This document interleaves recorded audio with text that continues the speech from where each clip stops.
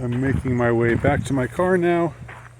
I've seen the very imposing visitor center that it has in store. The last video that I took, I meant to keep it running, but I accidentally turned off my phone.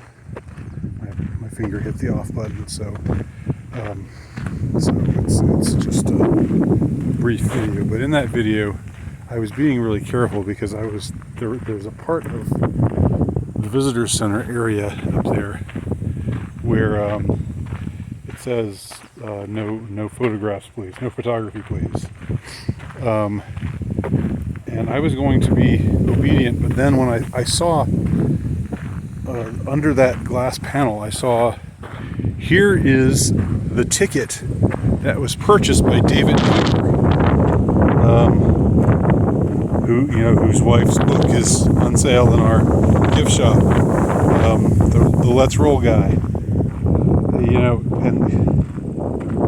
like it said, you go back and look at that short video. It says, he took his ticket, put it in his pocket, and there's a ticket that's sort of slightly worn, and there are a few other, there was like a Japanese passenger who was on her way back home. She was gonna, this was a connecting flight that she was going to take to San Francisco and then fly back to Japan, and they have her card, and they have a couple other things. It's another one of those things where it's like, what the hell are you talking about? And then there was the phone, the plane phone that they said survived the wreckage, which I guess is slightly more plausible than pieces of paper and plastic surviving a wreck where everything got vaporized, where, according to the official story, the plane crashed at going near 600 miles an hour, which is impossible, I'm told. I'm not a science person, but plane, because the atmosphere is heavier in the lower part of the atmosphere, that's why, if anything is going that fast, it's going to, just fall to pieces in the sky. But in this case, that didn't happen. It remained intact and then crashed and completely vaporized, unlike any other plane that's ever crashed before. But in spite of it vaporizing, there's, as I said, at the trial of Zacarias Moussaoui, the FBI was showcasing things that were left, not keepsakes, but little pieces of that were left over, documents that or objects that survived the vaporization somehow, like a man's bandana, one of the hijackers' bandanas, one of his identification card, the card of CC Lyons, the flight attendant, and a couple other things. And it seemed like what it was saying up there. This is why I had to get a video of it in refusal of, or in defiance of the no photography edict. Was, it seemed like they were saying, this is Richard, is it David Beamer? Richard Beamer? This is Mr. Beamer's, I can't remember his first name right now. This is his ticket. This is the ticket that he put in his pocket. But he disappeared. He was vaporized.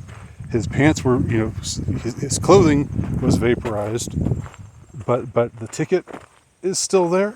I guess that it doesn't technically say this is his ticket, but it certainly implies it. It implies that it was recovered from the site. Now, if they're saying, well, we didn't say that it was recovered from the site.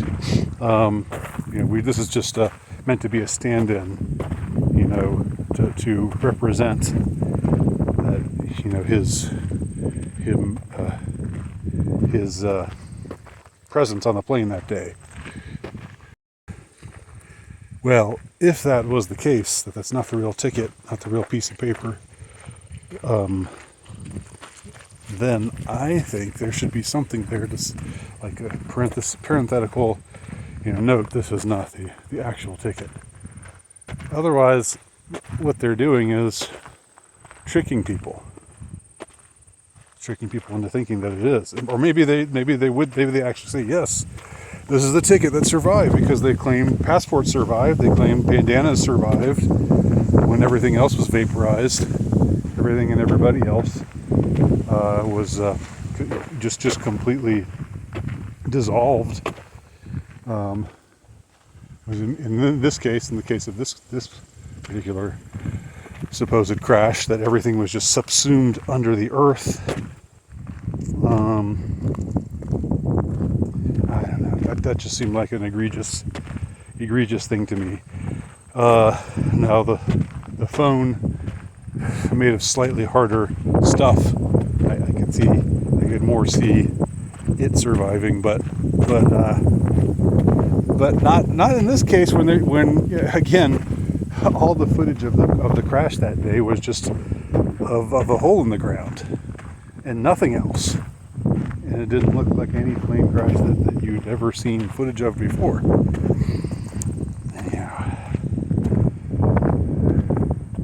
These are my thoughts upon visiting the site. There is a lot to take in here. The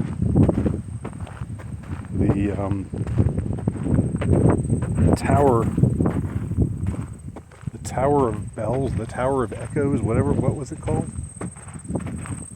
The first that's going to haunt my dreams, I think. What world kind of thing is that? I mean, again, the people who come here, they just think, oh, it's a lovely memorial, a way to remember the 40 people who lost their lives and the 40 bells that represent those 40 people. And it's 93 feet tall to represent United 93. This fearful geometry. On the other hand, like I said before, it's beautiful, and look at that. Just look at that. Look at how it looks like from down here. It looks like some futuristic fortress. That's the visitor center up there, if it's in the frame. I mean, it's powerful. It's a powerful sight. But again, where does the power? What is the power?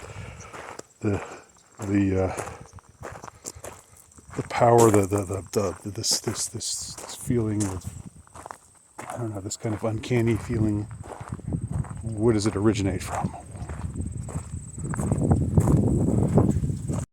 Does it originate from on high, or from somewhere else?